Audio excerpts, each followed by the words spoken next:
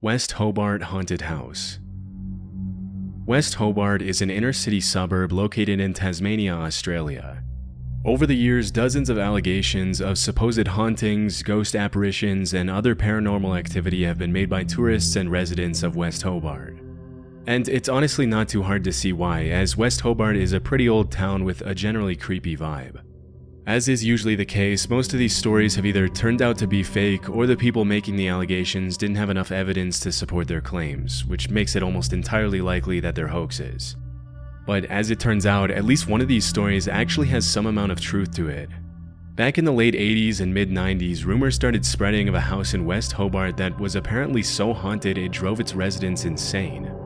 At first, the rumors created a huge buzz all over town, with the locals doing everything possible to stay far away from the alleged haunted house. It wasn't until months later that the authorities got involved and finally got a clear picture of the situation. While it was true that the house's residents appeared to be going insane, it didn't have anything to do with paranormal activity, but with the fact that a datura vine had been growing through the trees directly above the home and dropping leaves into the family's rainwater tank.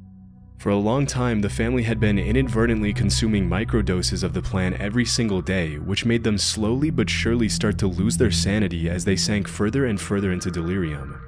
In case you've never heard of it, datura is a species of plant within the nightshade family, also known as Jimson weed, the devil's weed, or devil's trumpet, and you'll see why in a second. Even though the plant itself looks pretty harmless, it's known for having extremely powerful hallucinogenic properties, which is why it was used for centuries by Native American tribes in coming-of-age rituals and other important ceremonies. The Aztecs also used datura as a painkiller in certain rituals, namely in ritual sacrifices, and it's also commonly used as an ingredient in the ritual of zombification in the Haitian voodoo religion, where it's referred to as the devil's cucumber. As you can probably tell by now, datura isn't your typical recreative hallucinogen, and there's a reason why it's really only ever used in hardcore spiritual rituals and ceremonies, and sometimes by naive people who have no idea what they're getting themselves into. In low to medium doses, datura causes extremely distressing, delirious experiences, and in higher doses it can lead to paralysis and even death. Nowadays, datura is recognized by most tribes as a highly toxic and dangerous plant, and have understandably stopped using it. Before we move on, I wanted to take a minute to talk about War Thunder, the sponsor of this video. As of recently, I've had a growing interest in history, specifically World War I and II, so when War Thunder reached out, it was perfect. War Thunder is an immersive, large-scale, realistic multiplayer action game where you take control of ground vehicles, aircraft, and naval vessels at locations all around the world. It's completely free to play, available on PC, PlayStation, and Xbox. One thing I really like about the game is its realism. Forget unrealistic features like health bars. In War Thunder, every hit on an enemy has a real effect. Like, if you're accurate enough to hit a plane's fuel tank, it will ignite.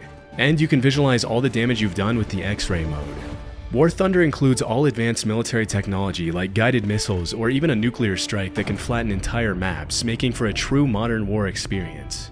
Plus, all vehicles in the game can be upgraded and improved with additional modules. Even visual changes like skins can be used to make your combat machine unique. The Seek and Destroy update is out now, which added new missiles with active radar homing, making aerial battles on modern aircraft even more engaging. And they added 2 new maps, Mysterious Valley and Bering Sea. If you've been wanting to try War Thunder, now is the time. You can download it for free by using the link in the description. New players and those who haven't played War Thunder for half a year or more will receive special bonuses, rentals for the P-40E1 aircraft and M4 tank for a week, along with 3 unique skins for them, a special decorator Eagle of Valor, 100,000 Silver Lions, 3 premium vehicles for free, a week of premium account, and even more gifts. The American Vehicle bonus season will end soon, so make sure you get in on it now. Cropsey. If you were to somehow go back to the 70s and spend some time in Staten Island, it probably wouldn't take you long to hear about an urban legend of a man named Cropsey. As the story went, Cropsey was a serial kidnapper and killer who lost his son and resorted to stealing other people's children to deal with his grief. According to the legend, Cropsey also had a hook for a hand, scars, burns, and open wounds covering his entire face and body, and a generally horrifying appearance. Considering the mass areas of uninhabited woodlands, it's not all that unexpected that a tale like the legend of Cropsey would make it into the mainstream culture at some point. Unfortunately, this wasn't just a tall tale made up by Staten Island parents to keep their kids from venturing too far into the woods and getting lost.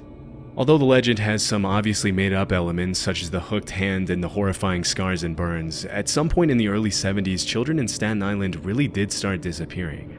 That's when the line between legend and reality started to blur, and the story of the real Cropsey immediately replaced the urban legend. This is the real story. Andre Rand was a man from Manhattan who was born in 1944 and moved to Staten Island in the late 60s. After working for 2 years at the infamously brutal Willowbrook State School for Children with Disabilities, Rand was arrested in 1969 and served over a year in prison for the attempted attack of a 9-year-old girl.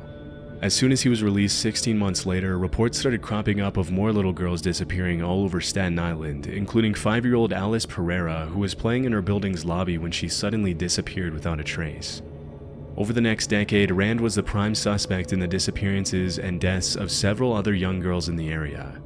But it wasn't until 1983 when he picked up 11 kids from a local YMCA and brought them fast food before taking them to the airport that he was finally arrested and sentenced to 10 months in prison again. Throughout the 70s and 80s, dozens of young kids disappeared in Staten Island, and although Rand was often the last person to be seen with them, there was ultimately never enough evidence to put him away for a long time. For many years, he would often be seen hanging around young kids, going on walks with them, and even taking them to lunch and dinner with him at local restaurants. After years of letting him walk the streets as a free man, police would finally have a breakthrough in the case in 1987 when they found undeniable evidence that Rand had been behind the disappearance and murder of Jennifer Schweiger, a 12-year-old girl with Down syndrome. In 1988, he was sentenced to 25 years to life, and while he was behind bars, more and more evidence was found that tied him to several other disappearances in Staten Island in the 70s and 80s.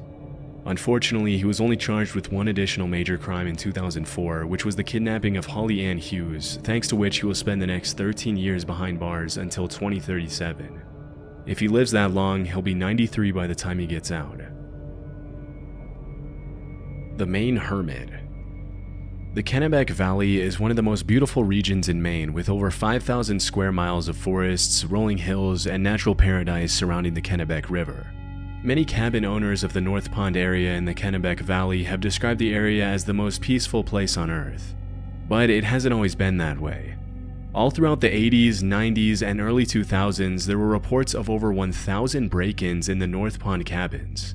For decades, nobody knew who was responsible for the thefts, especially since they were always carried out when there was no one home. As the cabin owners soon noticed, the break-ins seemed to follow a pattern, always peaking in the days before Memorial Day and after Labor Day. As for the stolen items themselves, they ranged from food, to cooking utensils, to books, to propane tanks, to toiletries of all kinds. In the absence of a concrete suspect, the locals eventually named the thief the North Pond Hermit, even though by this point there was nothing to suggest the break-ins were being carried out by a single person. Although it wasn't uncommon for groups of homeowners to venture out into the woods to try to find the North Pond Hermit, they never found a trace, which only added to the legend's mystery. One afternoon in 2002, 100 people attended a North Pond homeowners meeting, and when someone asked how many of them had suffered break-ins, almost all of them raised their hands. As you can probably guess, the North Pond Hermit quickly turned into somewhat of a boogeyman, with the legend frequently being shared over campfires in the area. For years, nobody thought that the person or people behind the break-ins would ever be found. But in April 2013, a man named Christopher Thomas Knight was arrested in the middle of the woods in the North Pond area by an officer who had made it his sole mission to bring the thief to justice. As soon as he was brought to the police station, the cops asked him why he wasn't answering any of their questions. At first, it seemed as though he was having trouble speaking, but eventually he responded that he was ashamed of himself. As it was later revealed, Christopher had been living out in the middle of the woods by himself in an unheated nylon tent, surviving only on the things he stole from nearby North Pond cabins. Shockingly, he had survived winter temperatures of 20 degrees below zero for years and hadn't been to a doctor or taken any medicine for 3 decades. What's most incredible about the hermit's story is that for the entire time he lived in the woods, he didn't have a single conversation with another human being, except for one time when he ran into a hiker and only said hi. Understandably, Chris had lost interest in keeping track of time, so when he was asked how long he had been in the woods by himself, he replied, "Since the Chernobyl nuclear meltdown, which took place in 1986. As investigators later found out, he was 20 years old when he decided to become a hermit, just a couple of years after high school, although he never gave the authorities a real reason why he decided to disappear. In all his years of isolation, he went to extreme lengths to preserve his privacy. He never lit fires, only moved at night, and hadn't had any kind of communication with the rest of society for more than half of his life. He'd never driven a car, sent an email, or even known what the internet was until his arrest. Interestingly, as the cops dug deeper and deeper into his story, they realized that his only real possessions were his glasses, which he had been wearing for 30 years and could even be seen in his Lawrence High School yearbook picture from 1984. Everything else, down to his underwear and jacket, had been stolen. After the investigation, Knight was sentenced to 7 months in prison, after which he once again disappeared. According to the cops, he's now living a quiet, peaceful life in rural Maine. Purple Aki. Throughout the late 1980s and 90s, rumors of a massive bodybuilder called Purple Aki began to surface in the northwest of England. According to the allegations, Purple Aki would supposedly walk the streets of Liverpool hunting down young muscular men and rugby players and oddly ask them if he would let them feel their muscles. If they complied, he would allegedly squeeze their muscles for much longer than was considered socially acceptable and would then ask them to perform squats so he could feel their quad muscles. Some teenagers reported that Purple Aki even went as far as to ask them to pose for him and often offered exercise and nutrition advice for those who gave him the time.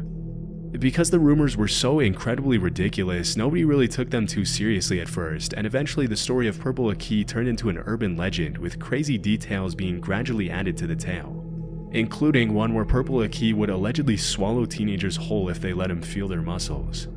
But as time went on, it became clear that Purple Aki wasn't just a made-up character created by bored teenagers looking to get some laugh from their friends, but a real person named Akinwul Arobic. Aki was often seen traveling across England by train carrying a plastic bag and asking young men if he could feel their muscles. Naturally, this made a lot of people uncomfortable, and it wasn't uncommon for Aki's face to be featured in local newspapers after several encounters with the law. Most of the accusations against him were related to his creepy behavior around teenage boys, but around 1986, the story of Purple Aki took a really dark turn. Early that year, 16-year-old Gary Keller was walking home from school when he ran into Purple Aki, who immediately asked to feel his muscles. Freaked out by the weird request, Gary said no and ran away. Later that same year, Aki followed Gary to a local outdoor swimming pool, and when the teenager noticed, he ran to New Brighton train station and jumped onto the railroad tracks to get away from Aki. Sadly, the story ended in tragedy, as Gary was accidentally electrocuted by one of the rails. Considering the whole thing happened because Gary was being chased, Purple Aki was convicted of involuntary manslaughter, charged with harassing 14 different teenage boys, and sentenced to 2.5 years in prison. In 1988, Aki filed an appeal and complained that the only reason he had been convicted was because he was black. Ultimately, the judges agreed there wasn't enough evidence to prove Aki had been directly responsible for Gary's death, and believe it or not, he was freed and awarded £35,000 in compensation. Between 1988 and 2006, Aki went in and out of jail for failing to resist his compulsion to touch, feel, and measure other people's muscles, and in 2003 he was arrested for an additional 15 charges of harassment and witness intimidation, for which he was sentenced to 6 years in prison. Just like any other predator, he was also forbidden from waiting outside schools in the area. A few months later, he was jailed for 15 months for getting up to his same antics. Upon his release, he was once again arrested a few weeks later in 2010 and then again in 2015. After his latest release, he reportedly moved to Leeds, where rumors started cropping up that he had passed away during the pandemic. However, those rumors were put to rest when videos started surfacing in 2023 of Aki walking the streets of Leeds asking random dudes to, you guessed it, feel their muscles. As of today, Purple Aki is alive and well, and will probably continue in his same behavior with or without permission for many years to come. Leiloyan. According to a Swiss urban legend, people have allegedly been running into a mysterious human-like figure in the Fribourg forest in the western part of the country near the town of Mals since the early 2000s. Based on the dozens of allegations that surfaced over the years, the figure has been described as being around 6 feet tall and always wearing a vintage-looking gas mask covering his entire face, a boiler suit, and a cloak. Most people who supposedly ran into the figure reported he or she was completely harmless, but this didn't make the encounters any less terrifying, and it wasn't uncommon for people to report the figure to the police when their children reported feeling scared. As expected, it didn't take local residents long to start adding their own crazy twist to the story, with some claiming that the creature was the ghost of a mentally unstable soldier, while other popular theories assured it was an alien. For a while, the story was classified as an urban legend, and the mysterious humanoid was given the name Lei Loyan, also known as the Ghost or the Hermit of Malls. Throughout the early 2000s, Lei Loyan was mostly the subject of local oral legend because there was no real evidence to support its existence. But in 2013, the story gained international attention when the Swiss/French newspaper Le Matin published the first ever photograph of Lei Loyan, which was sent in by a hiker. After the photograph was published, there was no turning back, as people from all over the country started to make trips to the woods outside malls for a chance to catch a glimpse of Lei Loyan. The last known sighting of Lei Loyan took place in June 2013 when a local woman named Marianne Desclous saw the figure clutching a bunch of flowers as she was walking outside. Later that year, Lei Loyan's clothes were found in the middle of the woods along with a wooden note titled "The Death Certificate and Will of the Ghost des Malls." In the letter, Lei Loyan accused the media of having murdered a harmless being by revealing its existence and turning him into a circus freak. The letter also mentioned that due to the unwanted attention, Lei Loyan had to abandon its daily walks, which were referred to as happiness therapy in the letter. After the cryptic note was published in the newspaper, many people concluded that Lei Loyan had taken its own life, although this has never been confirmed. As of 2024, nobody has ever seen Lei Loyan's true face, and many people have theorized that the figure was possibly a woman with a facial disfiguration who didn't want people to see her, which is supposedly why she wore the gas mask. But this line of reasoning will probably remain unconfirmed forever. The Bunny Man. In the early 70s, dozens of locals started reporting that a man dressed up as a bunny had started haunting the residential neighborhoods around DC, Maryland, and Northern Virginia. Although dressing up as a bunny in itself seems pretty harmless, what made the encounters a little scarier was that the guy would allegedly threaten children on the street with an axe and frequently vandalize people's property for no apparent reason. Even though sightings of the so-called Bunny Man were pretty rare, they seemed to follow a pattern, as the man usually appeared in secluded locations where there weren't a lot of witnesses. The story itself has a lot of elements of a typical urban legend and is kind of hard to believe, but through my research I found that it's all loosely based on a true story. In 1970, a couple was parked in a driveway close to a bridge on Colchester Road in Fairfax County when suddenly a random guy appeared out of nowhere, yelled at them for allegedly trespassing, and threw a hatchet at their car. Terrified, the couple left the area immediately before they had a chance to get a good look at the guy. As they reported the incident to the police, they mentioned the guy had been dressed in light-colored clothing and may or may not have been wearing something white on his head. Although the couple never mentioned anything about a bunny in their statement, as soon as the story hit the news, people started claiming that the hatchet thrower had been wearing bunny ears. Pretty soon, rumors of a man in a bunny suit threatening kids in the woods with a hatchet started surfacing all over the DMV area, and as the years went by, the stories got wilder and harder to believe. Over time, the legend of the Bunny Man has become pretty mainstream, with the bridge on Colchester Road even being renamed as Bunny Man Bridge. As of the uploading of this video, the legend has now been standardized and goes something like this. In 1904, there was allegedly an asylum close to the bridge on Colchester Road. As soon as it was built, a bunch of Fairfax County residents started complaining about the idea of having an asylum full of mental patients so close to their homes, so the authorities supposedly put all the patients in a bus and transferred them to a nearby prison. But on the way to the prison, the bus crashed and all the patients escaped. As the story goes, a few hours later the cops had successfully located and brought back all the patients except for one guy by the name of Douglas Griffin. This is where the legend gets a little weird. Allegedly, the fugitive patient hid in the woods from the authorities for weeks. As the days went by and the cops did everything to find him, rabbit corpses started to appear in the middle of the woods, which led everyone to believe Douglas was eating bunnies to stay alive. Then, one Halloween night, a group of kids were hanging out near the bridge on Colchester Road when they suddenly saw a blue orb flashing in midair. A second later, they were all strung up like bunnies hanging from the bridge. As the legend goes, if you go to Bunny Man Bridge on Halloween night at midnight, the same thing will happen to you. Obviously, none of this is true, but it just goes to show how much of an impact the story of the Bunny Man has had on mainstream Virginia, DC, and Maryland culture. Nowadays, there's even Bunny Man t-shirts, a Bunny Man horror movie franchise, Bunny Man beer, and everything in between. Needless to say, the area surrounding the railroad overpass near Fairfax Station is now a major attraction for both tourists and locals alike, and will probably remain that way for many years.